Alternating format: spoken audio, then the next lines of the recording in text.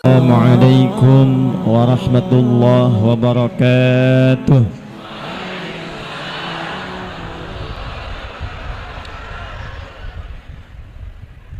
Alhamdulillahilladzi an'ama alaina kamalan ni'mati wal iman. Wassalatu wassalamu ala rasulillahilladzi ursila rahmatan lil alamin bil hannan. Wassalawatullahi alaihi wassalamuhu tam wa ala alihi wa sahbihi wa dhurriyyatihi wa ummatihi ila yaumil mi'ad min baini aidir rahman wa ba'd. Dan yang paling spesial, keluarga saya yang hadir saat ini, seluruh lapisan masyarakat, jamaah yang saya cintai, semoga kehadiran Bapak Ibu saat ini tanpa kecuali dimasukkan dalam golongan hadis Nabi Muhammad SAW. Belum selesai, jangan dulu amin. Hadisnya diriwayatkan oleh sahabat Abu Darda radhiyallahu taala anhu, dimasukkan oleh Imam besar Ibnu Majah dalam salah satu dalam kitab sunannya, dari Nabi SAW berbunyi, qala Rasulullah SAW, man salaka tariqan yaltamisu fihi ilma sahhalallahu lahu tariqan ilal jannah wa innal malaikata la tad'u ajnihataha ridan li talibil ilmi wa inna tullabal ilmi yastaghfiru lahu man fis samawati wa man fil ardi hatta al hittan allati fil bihar wa innal ulama'a warathatul anbiya wa innal anbiya'a lam yurithu dinaran wala dirhama fahadduhu bihadin wafir. Paham? Tidak. Man ismun mausulun yadullu ala al-fardiyatil 'ammiyah. Kata sambung konjungsi menunjuk pada setiap personnya, setiap orangnya, tapi maknanya umum. Jadi kalau ada ayat di Quran, ada hadis Nabi dibuka dengan kata man, artinya Nabi ingin mengajak bicara pada setiap kita. Karena itu kata para ulama, posisikanlah sabda Nabi itu untuk kita sebagai pribadi. Apapun jabatannya, apapun statusnya, ini Nabi sedang bicara secara personal dengan kita. Saya mau tanya pada ibu, bapak jangan dulu, karena bupatinya perempuan. Ibu kalau diajak bicara berdua dengan ibu bupati, senang tidak? Oh. Diberikan hadiah oleh ibu bupati secara personal, senang tidak? Ini Nabi ngajak bicara langsung kepada kita secara personal dan memberikan hadiah melebihi hadiah-hadiah dunia. Kata Nabi, man salaka tariqa, siapapun fulana, laki-laki, perempuan, besar, kecil, tua, muda, status apapun, salaka tariqa, yang menempuh perjalanan walau tidak mudah. Bukan syariah tapi tariq. Tariq itu jalan yang tidak mudah, kadang berliku, kadang berlubang, kadang macet, kadang sampai ke tujuan tidak semudah apa yang dibayangkan. Itu tariq. Sifatnya disebut dengan tariqah. Karena itu orang ikut tariqah tidak mudah, ada perjuangannya. Jangan dikira datang ke tempat ini begitu mudah sampai, tidak. Pun demikian dengan kami, terbang dulu naik pesawat, ganti kendaraan, sampai dengan di sini. Anda pun yang datang ke sini belum tentu sampai dengan mudah. Mungkin ada yang menunggu dari sejak ba'da subuh, ada yang sudah siap-siap ingin dapat saf pertama, ada yang sudah pengen nyiapkan kamera dapat spot yang paling bagus buat konten. Banyak hal, tidak mudah. Nah, setiap perjuangan merangkat tapak kakinya itu dijamin langsung di lisan Nabi SAW. Sahhalallahu lahu tariqan ilal jannah. Kalau benar niatnya, kata Nabi, kalau benar tujuannya datang betul-betul untuk mendekat kepada Allah, menaati Rasulullah SAW, maka dijamin dengan syafaat Rasulullah saat di yaumil hisab, langkahnya akan diringankan langsung menuju surga Allah Subhanahu wa taala. Wa innal malaikata, dan sejak orang itu berangkat, kalau niatnya benar, betul-betul untuk mendekati Allah, berhijrah mendekat pada Rasulullah, itu malaikat diperintahkan oleh Allah langsung, bentangkan sayapmu, berikan ridha kepada para penuntut ilmu itu. Bentangan sayap malaikat inilah yang menghasilkan tiga hal. Satu, diperintahkan mengaminkan doa-doa yang dimohonkan oleh para penuntut ilmu. Karena itu jangan sepi dari doa. Sejak berangkat berdoa, di jalan berzikir, datang menunggu momennya berdoa, Itulah sebabnya di akhir ta'lim pun, akhir pengajian pun kita membiasakan berdoa, karena hadisnya sahih. Kapan lagi doa dinaungi malaikat? Kapan lagi doa langsung diaminkan malaikat? Majlis ilmu itu peluangnya tinggi. Yang kedua, la tadau ajnihata haridan li talibil ilmi, makna kedua memohonkan ampunan kepada Allah. Ini yang menyebabkan satu ayat itu viral turun. Seorang pembunuh sudah membunuh puluhan orang, tiba kemudian ada sentuhan hidayah Allah dalam kalbunya.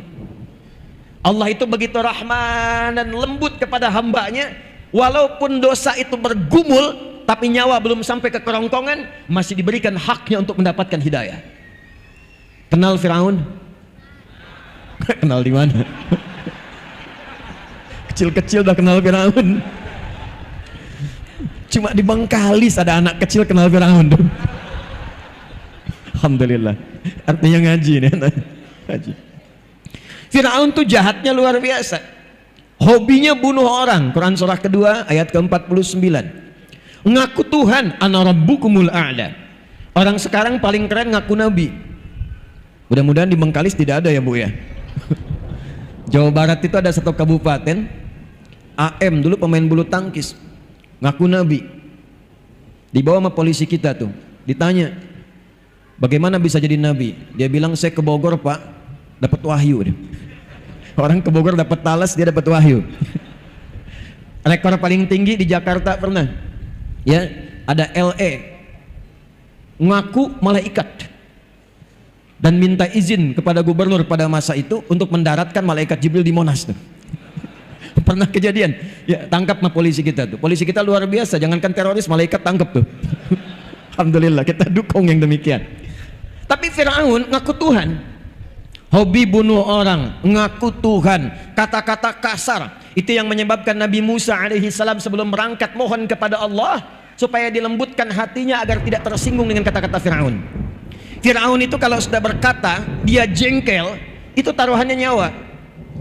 Anda kalau hidup zaman Firaun, Firaun tidak suka rambutnya, itu bukan disuruh cukur, tolong pisahkan kepala dari badannya. Firaun. Karena itu Nabi Musa berdoa sebelum berangkat, Rabbi syrahli wa yassirli wahlul 'uqdatam min lisani yafqahu qawli. Tapi sebelum doa itu dilakukan, turun perintah Allah di surah Thaha ayat 43 sampai 44. Perhatikan, Fir'aunnya, catat ini. Fir'aunnya itu tidak menutup haknya untuk mendapatkan hidayah dari Allah.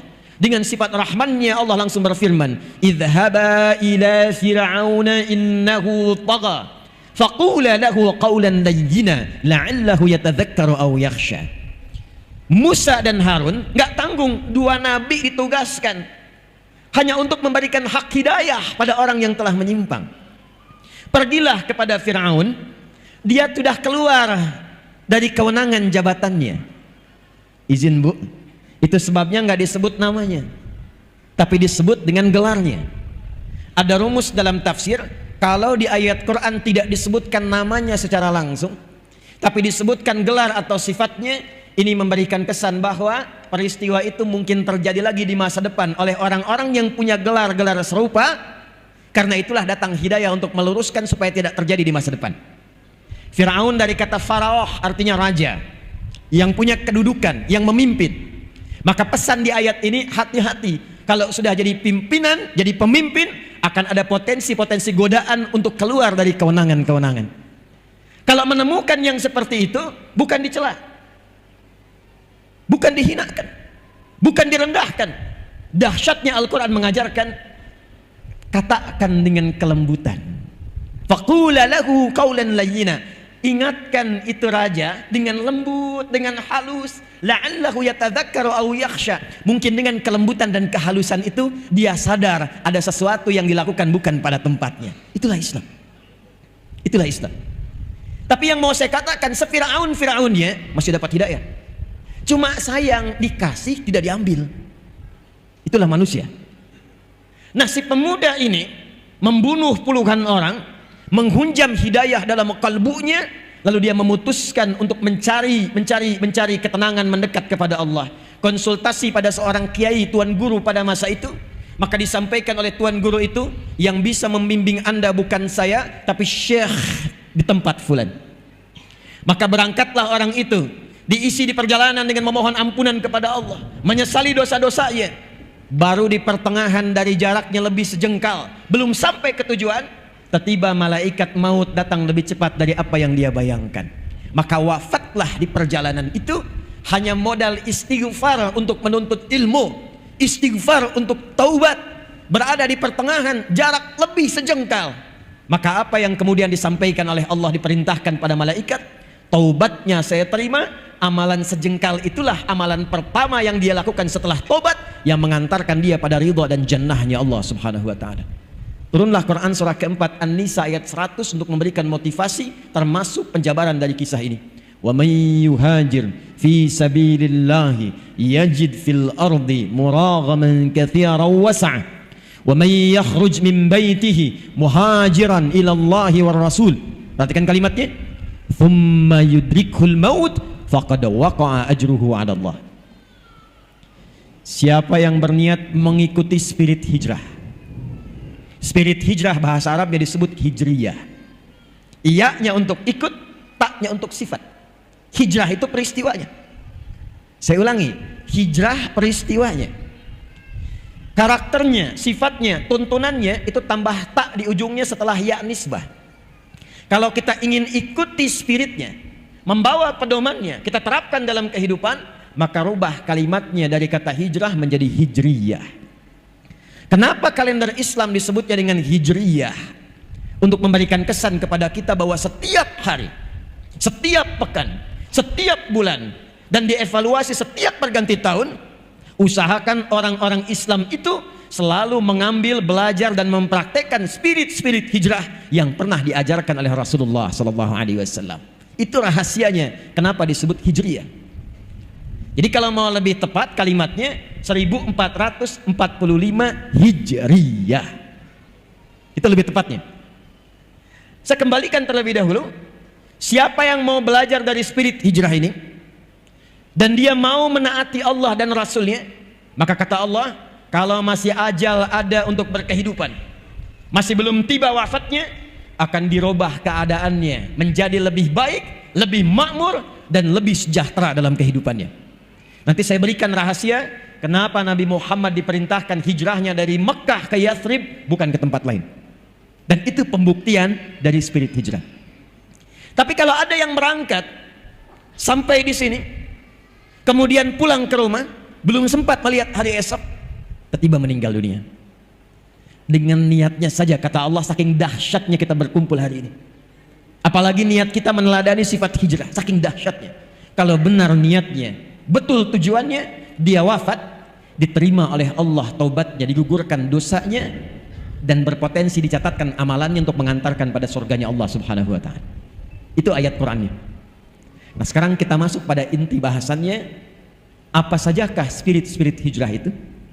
Bagaimana bisa kita terapkan minimal di wilayah Kabupaten Bengkalis ini dengan 11 kecamatan, 200.000 jiwa kurang lebih, potensi zakat malnya bisa 700 sampai 800 juta per bulannya. Seperti apa kita kemas itu melalui spirit hijrah? Ini yang akan kita mulai pembahasannya di pagi hari ini insyaallah. Jadi yang tadi mau muqaddimah itu. Baik, saya mau tanya sebentar, Bu. Nabi hijrah dari Mekah kemana? Ya, salah. Kompak jawabannya, tapi salah. Pak, Nabi hijrah dari Mekah kemana? Yathrib. Ini yang benar. Jadi selama ini kita mendengarnya Nabi itu hijrah dari Mekah ke Madinah. Itu jadi setelah Nabi ada di sana. Sebelumnya bukan Madinah, sebelumnya Yathrib. Anak keturunan dari Nabi Nuh alaihissalam yang mengembara sampai di wilayah itu masih kosong, maka pada masa itu orang pertama yang menemukan tempat dinamai dengan nama orangnya. Sebabnya kita menemukan di Palestina ada wilayah Kanaan, ya. Kemudian di wilayah yang tadi disebutkan 400 km dari Mekah kita temukan nama Yathrib, termasuk keturunan Nabi Nuh alaihissalam. Nanti nasabnya sejajar dengan Nabi Muhammad yang juga keturunan Nabi Nuh alaihissalam. Dari jalurnya Nabi Ismail ke Nabi Ibrahim alaihissalam.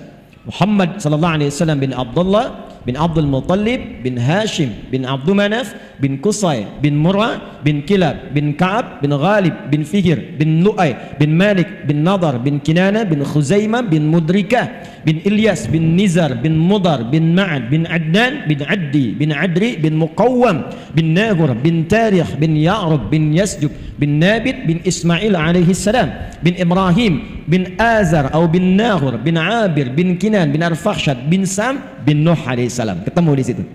Bin Mihlail bin Matusyala bin Kinan bin Anwas bin Thith bin Adam alaihi salam. Ayo coba ulangi. Ayo. Nah, Yathrib ini kemudian menemukan tempat itu, lalu berkumpullah orang-orang yang datang duluan itu, banyak yang datang dari Yaman awal-awal ke situ. Makanya Yaman kata Nabi itu punya karakteristik pada umumnya lembut karena daerah pegunungan dan banyak pertanian. Memberikan pengaruh secara psikologi, orangnya lembut, ramah. Terbawalah ke daerah Yathrib, ramah. Ada viral-viral di era setelah Nabi Musa alaihissalam, akan ada nabi terakhir orang hebat, orang ramah, orang lembut, orang toleran yang kelak akan mulai berdagang, datang pertamanya ke wilayah Yathrib juga dan kelak hijrah ke sana. Maka berbondong-bondonglah orang Yahudi pun datang ke wilayah itu.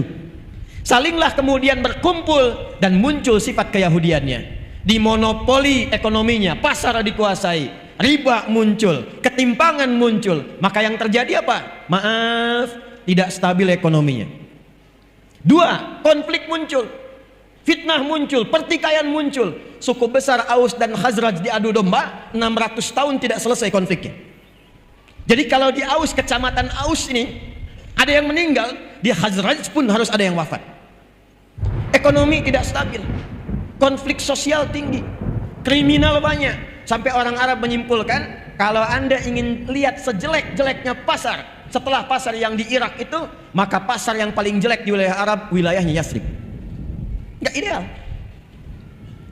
Tapi yang paling menarik, kenapa Nabi Muhammad SAW diperintahkan oleh Allah hijrahnya ke Yathrib? Padahal Taif sudah maju. Taif itu maju, buah-buahannya banyak, kotanya bagus. Tapi qadarullah begitu masuk Taif kok dilempari, jangan masuk sini. Itu ada hikmahnya. Itulah sebabnya ketika malaikat penjaga dua gunung turun mengatakan, ya Rasulullah, ya Muhammad sallallahu alaihi wasallam, mud yadaika ila as-sama' kama qala, angkat tanganmu ke langit, mohonkan pada Allah supaya aku mengangkat dua bukit ini untuk menghimpit semua orang Taif itu yang telah melemparimu. Kata Nabi, lah, jangan lakukan. Fa innahum qaumun la ya'lamun. Karena mereka cuma kaum masyarakat yang belum paham saja, belum tahu. Ini manhaj dari Nabi, kalau ada orang belum tahu, jangan dicela. Tapi minimal didoakan, lantas diberitahu. Mungkin dengan doa itu dia menjadi tahu dan menjadi baik di kemudian hari. Maka kata Nabi, kelak insya Allah aku bermohon pada Allah, akan muncul di bumi Taif laki-lakinya, perempuannya, remajanya, anak kecilnya, yang mereka mengatakan asyhadu an la ilaha illallah wa asyhadu anna Muhammadar Rasulullah. Singkatnya, terjadi peristiwa Isra Mi'raj. Setahun setelah itu langsung berangkat ke Yathrib. Ini yang akan kita terangkan, ini yang akan kita bahas. Nabi dalam waktu singkat, kalau sekarang dibawa ke Indonesia 2 periode kepemimpinan lah Bu ya. Ya, 5 kali 2 10 tahun itu cuma 10 tahun yang tadinya terbelakang, tidak punya peradaban, konfliknya tinggi, ekonomi tertinggal, segalanya nggak nampak ideal, tiba-tiba berubah jadi suasana kota yang mencerahkan dan viral di antara Arab. Kalau mereka bertanya, mana pasar yang paling bagus? Itu tuh Madinah. Suasananya sudah berubah jadi kota. Mana orang yang paling jujur? Ada di sana, Madinah. Dari suasana terbelakang jadi suasana kota yang menginspirasi, yang mencerahkan. Dalam bahasa Arab, kota yang menginspirasi, mencerahkan disebut dengan Al-Madinah Al-Munawwarah. Itulah sebabnya diabadikan nama ini sampai dengan saat ini untuk memberikan pesan. Siapa yang ingin belajar menata kota yang tadinya terbelakang, mungkin tidak dikenal, mungkin belum ada pengetahuan yang hebat, mungkin belum stabil ekonominya, maka belajar dari spirit hijrah. Kalau benar dipraktikkan, maka dia bisa menjadi seperti kota-kota yang pernah dijelajahi oleh sahabat. Tidak ada satupun sahabat yang belajar dari kurikulum ini. menginjakkan tapak kakinya di setiap tempat kecuali tempat itu maju. Lihat Andalus, Iberia, Spanyol, Portugal. Itu sebelum Ronaldo lahir. Pique muncul, Xavi muncul, Barcelona, Real Madrid, Sevilla muncul semua. Itu nggak ada apa-apanya terbelakang. Kapan jadi maju punya peradaban 7 abad. Ketika seorang gubernur namanya Musa bin Nusair memerintahkan Tariq bin Ziyad, Pangdam, Panglima wilayah provinsi Afrika Utara pada masa itu, berangkat ke Iberia. Rakyat Andalusia meminta untuk membawa nilai-nilai keislaman dipraktikkan di sana. Nggak nunggu waktu lama, selang beberapa waktu langsung jadi kota berperadaban. Peradaban Islam di Andalus. Eropa yang sekarang maju dapat dari mana pedomannya? Dapat dari mana tuntunannya? Yang Anda lihat sekarang Amerika, Eropa, ada Inggris kemudian, ada Belanda kemudian, ada Jerman kemudian, sampai bahkan ke Pasifik, ke Jepang. Dari mana semua tuntunan itu? Kalau jujur mau belajar sejarah, semua turunannya akan mengerucut kepada masa-masa keemasan di Spanyol yang terhubung nasabnya kepada nilai-nilai keislaman dalam hijrah. Cepat. Ada 3. Ada berapa? Ada 3. Yang paling pokok, yang bila ini dilakukan dan diterapkan di setiap daerah manapun, akan merubah daerah itu secara otomatis menjadi suasana kota yang mencerahkan. Bengkalis siap? Bengkalis siap? Takbir. 1. Tidaklah Nabi datang ke Yathrib sebelumnya beliau telah melakukan mitigasi dan riset, bahkan dibimbing oleh wahyu. Ini Bu, yang paling penting ketika diangkat menjadi bupati, berpartner kemudian juga dengan DPRD-nya, Forkompindanya, diriset mitigasi. Bagaimana karakter wilayahnya 11 kecamatan 200.000? Apa kecenderungannya? Bagaimana keadaannya? Bagaimana interaksi sosialnya? Maka ketika Nabi menemukan ada konflik yang dengan konflik itu tidak pernah menyebabkan stabilitas, sulit melakukan pembangunan, yang pertama dilakukan mempersaudarakan semua elemen yang ada di Yathrib itu sehingga semuanya mendapatkan suasana tenang, bahagia dan cahaya. Maka yang beliau lakukan dan tercatat dalam sejarah, akha bainal muhajirin wal ansar, akha bainal aus wal khazraj. Ternyata di Madinah ada pribumi, ada pendatang. Saya tanya, di Bengkalis ada pribumi tidak? Ada. Ada pendatang tidak? Jangan ada kesenjangan.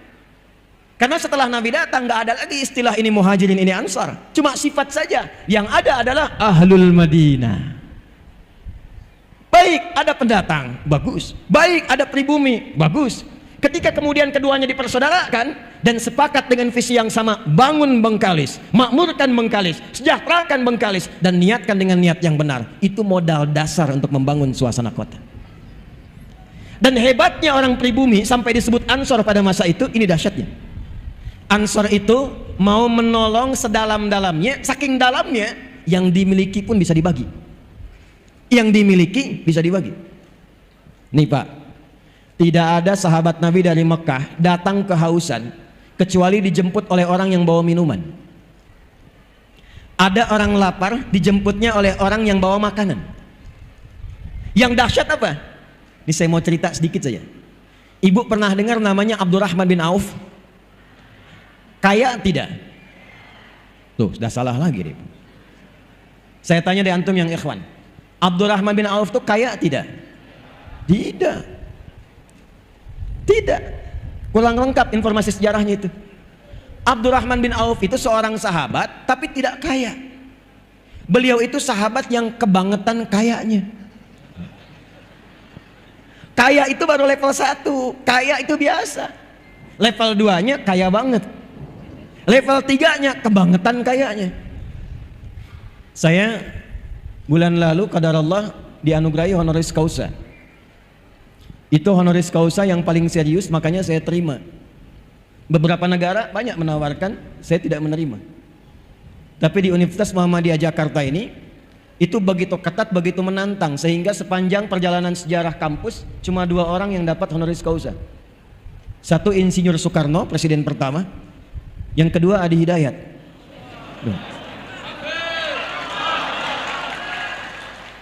Dan itu 2 tahun.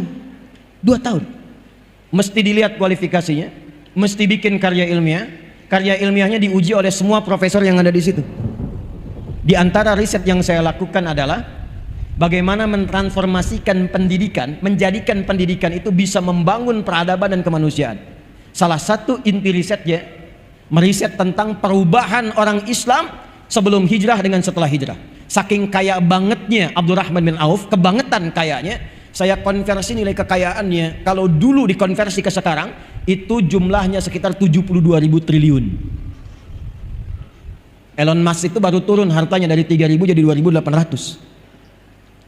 Jeff Bezos cuma 1.800.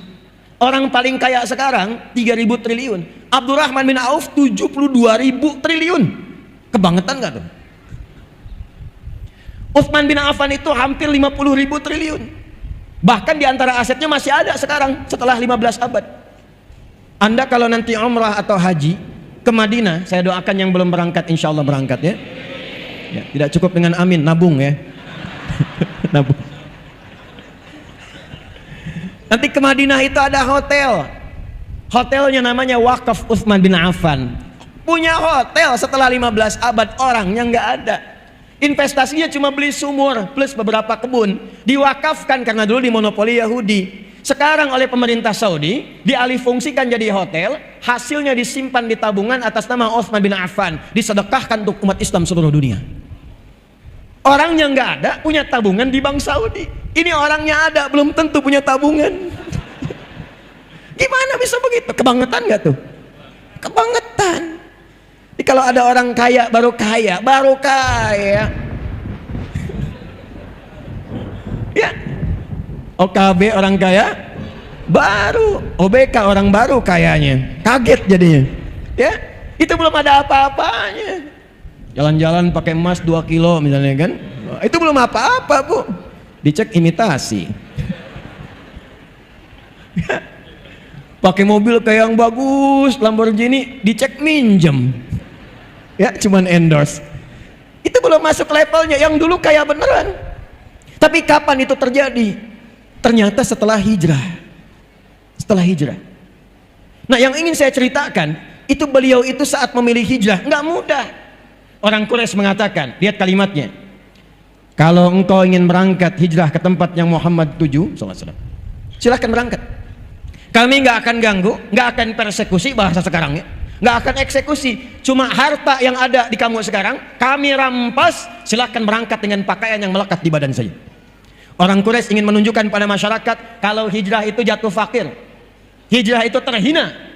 Hijrah itu tidak akan pernah sukses. 400 km kurang lebih harus ditempuh dari Mekah ke Yathrib. Jalan kaki, jangan harap ada kendaraan seperti sekarang. Belum tentu selamat. Saya tanya Bapak dah. Bapak kalau disampaikan, pilih mana? Hijrah berangkat dari sini, misal harus jalan ke Bekasi, atau tinggal di sini di Kecamatan Mandau dengan segala fasilitas yang luar biasa. Mobil mewah, rumah megah, harta banyak, atau tinggalkan semua itu untuk mendapatkan hidayah Allah, pakai pakaian melekat di badan saja ke Bekasi. Pilih tinggal atau berangkat?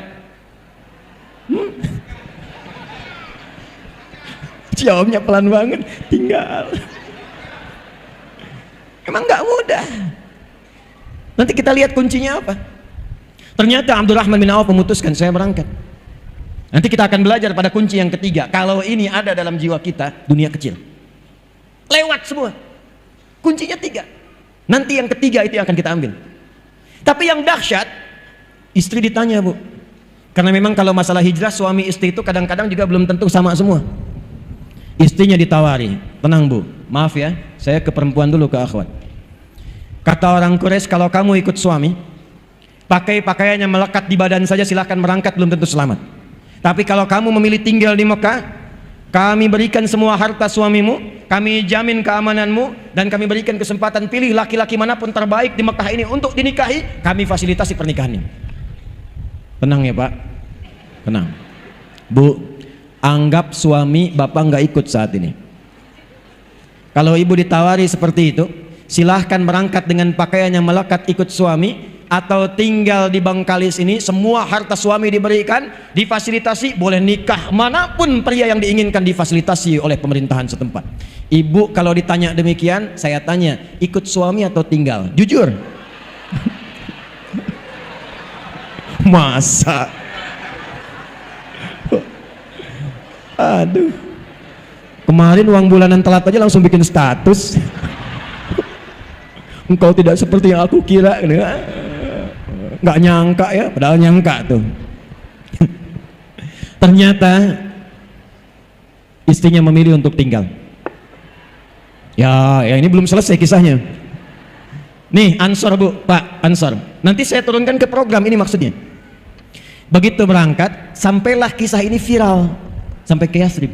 Dijemputnya oleh orang paling kaya yang ada di Yathrib, yang kebun kurmanya paling banyak, asetnya paling banyak. Dijemput kemudian ditawari karena beliau menyimpulkan, belum tahu nih, punya sesuatu dalam hatinya, belum tahu. Beliau menyimpulkan kalau orang pernah kaya tiba-tiba jatuh fakir, maka akan kesulitan mengelola gaya dan karakternya, karena umumnya apa yang dimiliki seperti itu gayanya. Kalau cuma sepeda, naiknya naik angkot, turunnya kan menunduk tawaduk, setelah itu sedekah. Udah punya mobil bagus, pakai jas, gayanya kan beda, buka pintu aja udah nggak bisa, udah lain. Nah itu rumusnya dalam fisika bab gaya, F1 sama dengan F2, apa yang masuk itu yang keluar. Tapi kan belum selesai, ada namanya hukum Pascal, hukum tekanan. F berbanding lurus dengan P, gaya berbanding lurus dengan tekanan. Semakin banyak gaya, semakin tertekan hidupnya. Itu yang menyebabkan orang banyak gaya itu banyak tekanannya, padahal kredit mobilnya. Ya, itu yang menyebabkan goncangan di kehidupan public figure. Ya, kalau nggak ada bimbingan yang tadi, disimpulkan jangan-jangan sahabat saya begini. Sahabat, tawarannya sederhana. Akhil karim, saudaraku yang mulia, kama qala, sami'tu annaka kunta ghaniyya. Saya dengar Anda pernah kaya. Kalau pengen kaya lagi, khudh nisfa mali, ambil setengah kekayaan saya. Bukan main-main. Saya dengar Anda ditinggalkan istri dan keluarga. Kalau pengen nikah lagi, pilih perempuan paling cantik di Yathrib ini, sekalipun keluargaku, aku fasilitasi pernikahannya. Gantian ya Bu. Tenang. Ini wajahnya udah nunggu masalahnya. Kalau antum para ikhwan ditawari demikian, ketemu orang mengatakan, kalau pengen kaya, ambil setengah kekayaan saya. Kalau pengen nikah lagi, saya fasilitasi dengan siapapun, dan pilih yang paling sesuai menurut Anda. Pertanyaan saya, anggap istri nggak ikut. Kalau antum ditawari demikian di posisi Abdurrahman bin Auf, antum memilih diterima atau tidak ditolak sama sekali? Sebab saya percuma tawarin ditolak juga, saya tahu jawabannya. Karena belum mantap nih yang dimiliki Abdurrahman bin Auf itu dalam jiwanya, yang dilatih oleh Nabi, yang nanti kita akan bahas. Begitu ditawari, kata Abdurrahman bin Auf, jazakallahu khairan, atau kama qala, semoga Allah berikan pahala kepada Anda. Kalau ada yang menawari kebaikan, sekalipun kita tidak bisa mengambilnya, minimal doakan dalam kebaikan lagi. Arini ainal aswaq, cukup tunjukkan kepadaku di mana pusat bisnisnya, di mana pasarnya. Cuman dalam 2 tahun mempraktekkan apa yang Allah kemudian bimbingkan lewat Rasulullah, berubah jadi orang terkaya nomor 3 di Yathrib.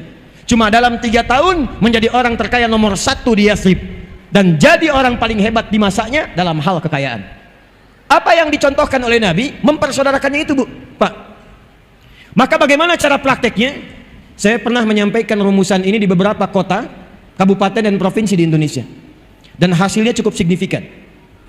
Bu, Pak, pemangku kepentingan, ada hadis Nabi memberikan isyarat akan tiba satu masa, pasar-pasar itu diaksesnya akan sangat cepat sekali. Bahasa kitanya akan muncul era digitalisasi. Pada masa itulah terjadi, kata Nabi, taqarrubul zaman. Masa itu begitu singkat, setahun kayak sebulan, sebulan kayak sepekan, sepekan kayak sehari, sehingga semua cepat mudah diakses. Sekarang saya ceramah, sekarang bisa diakses di Amerika, sekarang bisa diakses di Saudi Arabia, cepat sekali. Maka manfaatkanlah teknologi itu buat program. Contohnya Amin Ansor Muhajirin. Mitigasikan 11 kecamatan siapa yang sudah matang masuk kualifikasi Ansor. Klasifikasikan kelas menengah ke bawah itu dalam klasifikasi Muhajirin. Bikin aplikasi, masa nggak ada yang bisa satupun 200.000 orang? hire seorang datang, bikinkan aplikasi. Dari situ buatkan tagline-nya Amin Ansor Muhajirin. Masukkan ke aplikasinya, jadikan kemudian persaudaraan setiap kecamatan itu. Kalau ada satu desa membutuhkan sesuatu, tinggal masukkan aplikasi. Di sini butuh pengeboran air. Siapa dari kalangan Ansor yang kira-kira ingin terlibat di dalamnya? Itu tanpa harus menggunakan anggaran belanja daerahnya. Setiap orang bisa tergerak untuk membantunya. Karena semua manusia punya fitrah. Jadi kalau satu butuh kompor, tidak harus minta bupati. Begitu viral, muncul, akan datang yang lain. Saya bagian kompornya. Yang satu mengatakan, saya bagian berasnya. Itu rumahnya akan rubuh. Kita ingin punya gerakan untuk perbaikan rumah. Viral kan? Sebengkalis muncul. Jadi Ansor Muhajirin. Kalau semua ini dipersaudarakan dan dilatih dalam sholat berjamaah, dilatih dalam sholat berjamaah, demi Allah saya katakan kuat safnya itu. Itulah hijriyah. Jadi satu Al-Muharram itu bukan datang, ngundang penceramah kadang-kadang yang kondang, ceramah, dengar, pulang. Bukan sekedar itu. Begitu banyak yang dikeluarkan, persiapan, kadang anggaran, kadang biaya, kadang pikiran. Kalau kita nggak dapat apa-apa, rugi. Pulang dari sini siap bersaudara? Awas jangan sampai sholat tapi nggak kenal siapa yang ada di sampingnya.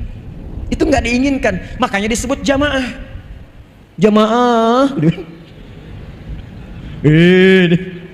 Nggak, jamaah itu apa? Jamaah itu sifatnya disebut al-jumu'ah. Akar katanya al-jam'u. Al-jam'u itu duduk, kenal antar yang duduk, saling memperhatikan di antara yang duduk. Itulah al-jam'u. Kumpulannya disebut jamaah. Makanya nggak ada di zaman Nabi orang datang ke masjid dengan jamaah, sholat jamaah, mengaji jamaah, itu kecuali kenal siapa yang datang, tahu kebutuhannya. Nggak ada orang ke masjid kehausan, ketika pulang itu selesai dahaganya. Nggak ada orang lapar masuk masjid, ketika pulang selesai urusan dapurnya. Itulah jamaah. Saya membayangkan kalau ada dalam satu masjid setiap pekan bahkan Jumatan, setiap hari bahkan kemudian merangkat. Di situ ada dokter, di situ ada jamaah yang lain. Ketika ada satu pasien merasakan sakit atau di antara keluarganya nggak sanggup ke rumah sakit, bertemu dengan dokter, konsultasi, diberikan resep saat itu juga. Selesai. Ada orang nggak punya pekerjaan, datang kemudian orang yang Allah berikan amanah kepadanya kelebihan dari usahanya, konsultasi, diberikan jalan untuk mendapatkan lapangan pekerjaan. Itulah jamaah. Itulah sebabnya setelah dipersaudarakan, Nabi menerapkan hukum kedua. Bangun tempat persatuan yang bernama masjid. Apa namanya? Maka disinilah perannya datang. DMI, MUI, Basnas. Datang semuanya, buat mitigasi, jangan sekedar jadikan masjid hanya untuk tempat sholat saja. Zaman Nabi, masjid tempat solusi, tempat bersatu, tempat ta'aruf, kenal, jadi tahu siapa yang hadir di sampingnya. Jangan sampai jamaah tapi nggak kenal siapa yang di sampingnya, nggak tahu siapa yang datang, nggak kenal tetangganya. Itu bukan jamaah namanya. Itulah Islam. Itulah Islam. Dan dahsyatnya setelah itu muncul yang ketiga. Ini akan saya percepat. Nabi perhatikan bagaimana caranya supaya masyarakat tidak gelisah urusan dapur. Alladzi at'amahum min ju. Rakyat itu semangat membangun, kompak dengan pemerintahannya. Kalau urusan dapurnya terpenuhi, gimana caranya ekonominya stabil? Maka Nabi stabilkan urusan ekonomi dan pasarnya. Disepakati bikin piagam Madinah, harga sekian, diviralkan. Hei, kalau yang butuh gandum, tutup yang itu saja. Kalau yang butuh pakaian, itu orangnya yang itu. Kalau mau kurma, ini pasar kurma seperti ini. Harganya kemudian stabil. Jadi pasarnya hidup. Nggak ada orang Madinah belanjanya ke Mekah. Nggak ada orang Madinah belanjanya urusan pokok yang di dalam harus ke Syam. Yang nggak ada di Madinah baru keluar dari situ. Tapi UMKM-nya diberdayakan di lingkungan Yathrib yang kelak menjadi Madinah itu. Maka yang ketiga, ibu cek bu, berapa banyak UMKM di kecamatan, semua kecamatan wilayah Bengkalis itu. Siapa saja kemudian yang punya profesi-profesi A. Yang jualan beras berapa? Yang bertani berapa orang? Yang berternak berapa orang? Yang di sayuran mana lokasinya? Maka fasilitasi sekarang eranya era digital. Aplikasi yang tadi masukkanlah kemudian usaha UMKM di dalamnya. Jadi masyarakat tahu kalau pesan beras, oh ini di kecamatan Mando ada berasnya, belanjanya di situ. Siapa yang ngantarkan? Bikin program namanya Ojek Soleh. Yang pakai Gojek berikan aplikasi lokal, itu yang ngantarkan. Biaya dari mana? ASN tiap bulan belanjanya lewat situ. Konfirmasikan lewat Baznas. Masukkan ke dalam masjid, kotak infaknya pakai, modalnya nol, nggak pakai APBD. Saya bukan sekedar teori, kami sudah praktekkan di Bekasi. Kita bikin program ojek soleh, di mana absensinya di masjid pakai fingerprint. Ojek soleh pakai fingerprint, klik bunyi. Kalau bukan bagian dari ojek soleh, klik, saya ustadz, saya kiai, saya cek, klik, silahkan coba lagi. Tukang ojek, klik, masuk. Kapan absensinya dimulai? Subuh. Jamaah. Konsisten sebulan, aman urusan sembako, nggak perlu pikirin di rumah.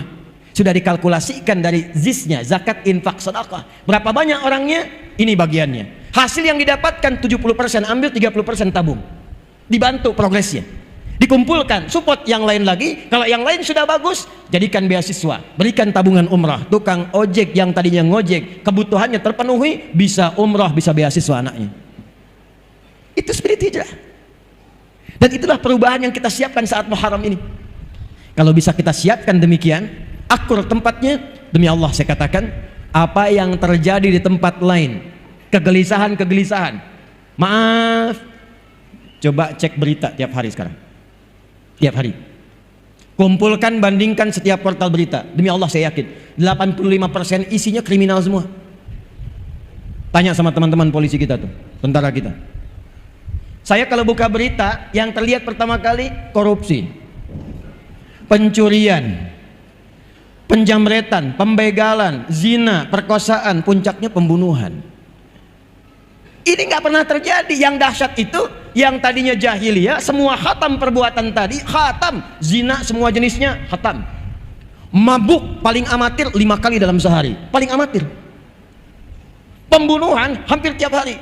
Tapi setelah peristiwa hijrah, semua aman, damai, tentram, tingkat kriminalitas nyaris 0, sekian persen saja.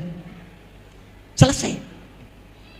Maka berubahlah kemudian kota Bengkalis ini menjadi Al-Madinah Al-Munawwarah. Paham? Baik. Bagian penutup di prakteknya. Saya mau tanya, apakah semua yang di Bengkalis ini muslim saja? Tidak. Ada non-muslimnya? Apa semua yang tinggal di Madinah itu hanya semuanya muslim? Tidak. Ada Yahudinya? Ada. Ada non-muslimnya? Kok bisa kompak? Kok bisa rukun? Kok bisa maju? Di antara faktornya, Nabi menanamkan nilai-nilai toleransi yang luar biasa yang langsung dicontohkan oleh umat Islamnya. Apa di antara prakteknya? Yuk kita lihat contohnya. Saya berikan 2 saja. Ibu ada yang suka masak, Bu? Ada yang suka masak? Alhamdulillah. Lihat, masih ingat hadis Nabi ini? Jika Anda masak makanan, baunya sampai ke tetangga, maka bagilah makanan itu walaupun ibu hafal hanya kuahnya. Jadi ibulah yang masak opor, ibu makan ayamnya, ibu bagi kuahnya ke tetangga, gitu kan? Saat ibu bagi, tetangga, kenapa cuma kuahnya, Bu? Hadis Nabi. Gitu ya. Itu maksudnya, kalaupun ada bumbu-bumbu yang kadang orang salah paham karena mencium bau tak sesuai masakannya. Sekarang ada bumbu rendang yang dimasak tempe, bumbu opor yang dimasak singkong. Supaya tak salah paham, kirimkan keadaannya supaya dia mengerti apa yang dimasak itu. Tapi saat dikirimkan itu, apakah Nabi mengatakan kalau tetangga Anda orang Islam saja? Tidak. Betapa banyak non-muslim dikirimkan. Allahu Akbar. Dan yang paling indah itu ketika diberikan, bertanya, Anda baik sekali. Perhatikan jawabannya. Bukan, Allah yang memerintahkan saya untuk berbagi. Kenal Allah. Anda masak, tetangganya mungkin bukan yang muslim saja, ada yang Kristen, mungkin Hindu, mungkin Buddha. Masak, datangi. Anda sampaikan begitu keluar, pagi Bu, ini kebetulan saya masak rendang 1 panci. Ibu baik sekali. Bukan, Allah yang memerintahkan saya berbagi. Maka selama hidup dia kenal kalimat Allah dari lisan ibu. Besoknya dia kembalikan panci, Bu, yakin saya dia sudah bisa mengucapkan Assalamualaikum. Tuh. Ibu keluar, Waalaikumsalam. Ibu mau mengembalikan panci? Iya. Sekaligus nanya, kira-kira hari ini Allah perintahkan berbagi lagi enggak? Antum pernah dengar hadis tentang tanaman? Kalau Anda punya tanaman, buahnya kemudian ya merayap ke wilayah tetangga, maka hakun mustarak, buahnya milik bersama. Pertanyaan saya, dipraktekkan nggak? Hah? Punya mangga, bagian buahnya itu sebagian ke tetangga, itu hak Anda dan hak tetangga. Kalaupun dia non muslim, datangi, sampaikan, ketuk pintunya, saya mau ngasih tahu, apa Pak, itu ada buah mangga. Oh iya, punya Bapak kan? Betul, saya yang punya pohonnya, tapi buahnya itu kebagian wilayah pekarangan Anda. Daunnya jatuh ke tempat Anda yang melihat matangnya, jangan sampai Anda membersihkan daunnya, kami yang matan buahnya. Itu adalah hak kita bersama. Kalau ingin ambil, jangan pernah bertanya pada saya, karena itu hak Bapak dan Ibu juga. Dia tanya, dari mana ketentuan itu? Allah yang memerintahkan kami berbagi. Kenal Allah, nikmat. Tapi kadang dia nggak tahu kalau tumbuhan beda dengan hewan. Besoknya ayam Bapak main ke pekarangan dia.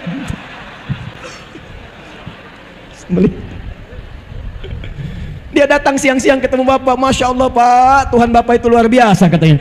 Kemarin kami dikirim mangga, sekarang dikirim ayam. Itulah keindahan. Baik, saya kira tidak banyak yang ingin saya sampaikan. Yang penting poin-poin hijrahnya yang kita siapkan. Jadi sekarang saya ingin membawa resolusi kesepakatan bersama demi Bengkalis yang kita cintai ini. 1, siap bersaudara? Saya tidak ingin mendengar lagi ada orang bertikai di Bengkalis ini. Ada orang yang mengambil hak orang lain. Ada pembegalan di Bengkalis ini. Kalau kita sudah kompak menyiapkan persaudaraan, tunjukkan, berikan inspirasi lewat kegiatan di pagi hari ini ke seluruh wilayah Indonesia, bahwa Bengkalis akan memancarkan cahaya-cahaya kemuliaan sehingga menjadi suasana kota yang menginspirasi dan mendapatkan satu predikat baldatun thayyibatun wa rabbun ghafur. 2, pemerintah dan masyarakat kompak. Hadis Muslim nomor hadis 1855. Perawinya namanya Auf bin Malik al-Ashja'i. Diriwayatkan oleh Imam Muslim, dicantumkan dalam salah satu kitab sahihnya. Kalau ingin kompak, maka kata Nabi rumusnya sederhana, hadisnya sahih. Khiyaru a'immatikum man tuhibbunahum wa yuhibbunakum wa tusalluna alaihim wa yusalluna alaikum.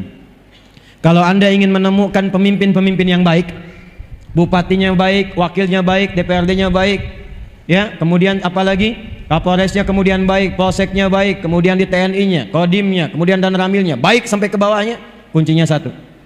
Kata Nabi, berusahalah untuk saling mendoakan sehingga tertanam rasa cinta di dalamnya.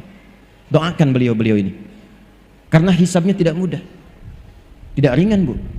Ada orang kepleset di salah satu kecamatan, yang dihisab Pak Camat, laporannya Bu Bupati. Tidak mudah, didoakan.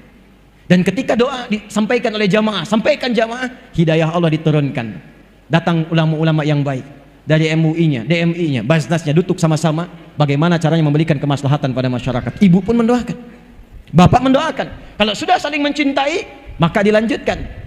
Itulah yang akan menjadikan semua dikumpulkan dalam kebaikan, yang bahkan doa pemimpinnya sulit untuk ditolak oleh Allah Subhanahu wa taala. Kalau Anda kembali, ada masjid, ini sebelum saya tutup, ada masjid tapi nggak ada jamaahnya, tolong data siapa saja tetangga-tetangga muslim yang muslim, siapa saja tetangga masjid yang muslim. Tidak usah diceramahi, tidak usah dimarahi. Sabtu habis subuhan, sebelumnya beli buah, jangan banyak-banyak, 5 aja, masukin kresek plastik.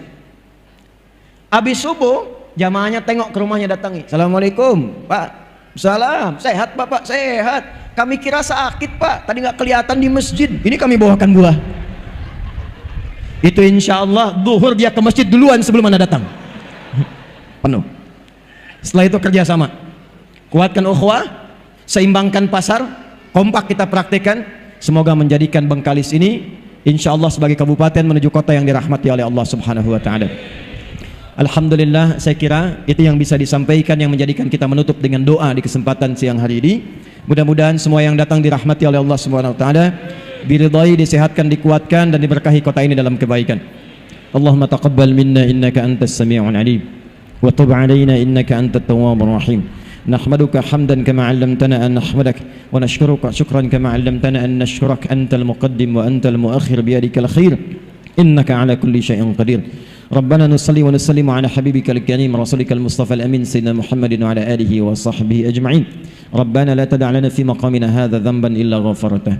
Ya Allah, kalau ada pendosa hadir di sekitaran masjid ini, Di dalam majlis ini jangan biarkan ia pulang sebelum Engkau ampuni seluruh dosa-dosanya. Wala hamman illa farajtah, jika ada di antara kami yang tengah hadir dengan kegelisahan, jangan biarkan ia pulang kecuali Engkau telah tenangkan keadaan hatinya. Allahumma wala asiran illa yassartah, ya Allah Engkau maha mengetahui, boleh jadi ada satu di antara kami yang datang membawa kesulitan di pekerjaannya, di rumah tangganya, mohon jangan biarkan ia pulang kecuali Engkau telah angkat dan hilangkan seluruh kesulitannya. Wala maridan illa syafaitah, jika ada di antara kami yang Engkau uji dengan penyakit seberat apapun, maka mohon angkat dan sembuhkan penyakitnya. Allahumma barik ya Allah hadhil muhafadhah baldatan tayyibatan wa tardaha, hadhil baladiyah ya arhamar rahimin kama tuhibbuha wa tardah. Ya Allah mohon berkahi kota Bengkalis ini, kabupaten ini ya Allah, dengan seluruh penduduknya, para pemimpinnya, berikan keberkahan yang sempurna yang mendekatkan masyarakat ini kepadamu dengan kedekatan terbaik ya arhamar rahimin. Allahumma ya rabbal alamin ati anfusana taqwaha wa zakkiha anta khairu man zakkaha anta waliyuha wa maulaha alif baina qulubina wa jannibna minat tafruqah. Ya Allah lembutkan hati kami untuk bersatu dalam kebaikan, jauhkan kami dari perpecahan. Mohon jaga negara kami Indonesia ya Allah dalam keadaan bersatu, baik, tercerahkan, makmur seperti yang Engkau ridai. Jauhkan kami dari perpecahan ya Allah yang menuju pada keterpurukan. Ihfadz ya Allah ulama'ana waj'alhum mukhlishina lakaddin. Ya Allah mohon jaga dan berikan hidayah pada para ulama kami, tuan guru kami adalah ikhlas dalam berdakwah, mencerahkan, menyatukan umat, mengajarkan kebaikan-kebaikan yang mendekatkan kepadamu dan Rasulmu sallallahu alaihi wasallam.